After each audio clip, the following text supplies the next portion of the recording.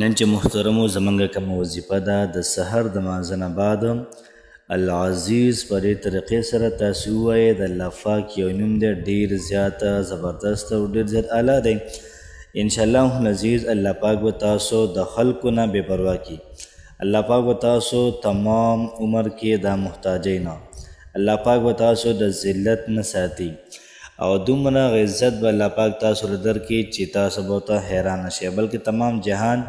تمام خلک دا به ته حیرانه شي چې دومره لږ وخت کې دومره لوی عزت دی څنګه بیا موندو نو العزیز په دې کې عزت هم دی العزیز په دې کې د ذلت نه پناه هم ده او دغرنګې انسان الله پاک محتاجۍ هم نه او الله پاک د انسان مستغني کې مطلب مالداري کې نو که تاسو هم د اوصاف لیدل غواړئ په خپلو سترګو باندې او مالدارېدل غواړئ عزت حاصلول غواړئ دا وظیفه هم ستاسو لپاره ده بسم الله الرحمن الرحیم شروع کوم د ډیر زیات بخونکي او د ډیر زیات مهربان رب په نوم باندې زه ګواهي ورکوم د دې خبرې چې د الله پاک نه علاوه د عبادت لایق څوک نشته نبی کریم صلی الله علیه و آله وسلم د الله پاک بنده او د الله پاک رسول دی نن چې محترمو زمونږ کوم وظیفه ده العزیز د الله پاک د یو نوم وظیفه ده د سحر د لمانځه نه بعد تاسو دا ذکر دا شروع کوئ انشاءالله الله پاک به تاسو ته عزت درکړي بې پناه دومره عزت به الله پاک درکړي چې حیران به شئ پوره جهان به تاسو ته حیرانوي ځکه چې العزیز معنا غالبه دی نو که څوک دا ذکر کوي د دې ذکر اثر به د انسان کې رابې راځي د انسان الله پاک روب ورکړي دبدبه وله ورکړي عزت وله ورکړي وقار وله ورکړي عظمت وله ورکړي او دغه رنګې الله پاک به د ذلت نه ساتي نو ته چې د ذلت نه ځان ساتي دا ډېره زیاته بهتر خبره ده چې العزیز ذکر دا وکړي ذلت دا ډېر زیات خطرناک چیز دی انسان بل چاته لاس وروي انسان د بل چا نه سوال کوي یا خلک راشي هغوی ته سپک ګوري نو د ذلت د دنیا د تمام جهان کې که موږ وګرځو هر قسمه ناشنا نمونې ناشنا قسمونه دا شته دی الله پاک دې موږ او تاسو له عزت راکړي او موږ او تاسو د هر قسمه ذلت نه محتاجۍ نه وساتي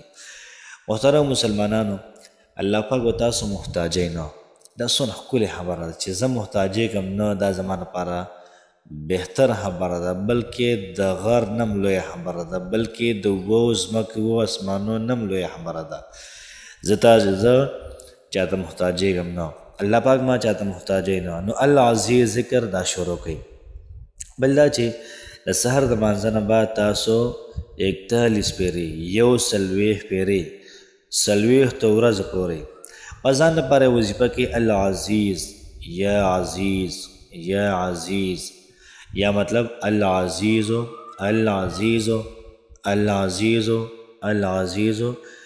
ځان لپاره وظیفه کې روزانه د سحر د لمانځه نه بعد 140 پېرې وایي که مالداري غواړئ که کاروبار غواړئ که پیسې غواړئ که دولت غواړئ که دنیا کې ښکلی ژوند غواړئ پرسکونه زندګي غواړئ انشاءالله العزیز الله پاک به درکوي تاسو له او نور د الله پاک نه څه غواړئ چې ستاسو په خولو باندې د الله پاک قیمتي نوم دا محترمو دا ذکر دی د دغه قیمتي نوم ذکر ستاسو په خولو باندې راشي دقه شانتې العزیز ذکر کو چېرته موږ کوو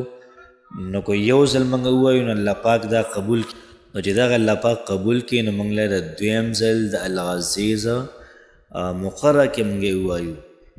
نو فرمایي چې موږ به د سحر د لمانځه نه بعد 140 پېرې العزیز دا ذکر به لازمن کوو او څومره چې اوصاف ما تاسو ته ویلې تاسو ته په سکرین باندې شیر کوم انشاءالله العزیز ډېر زیات فواید پکې دا شروع کوي الله پاک ستاسو جمله مسلې دا به ختمې کړي الله پاک هم خوشحاله آباد ساته السلام علیکم ورحمة الله وبرکاته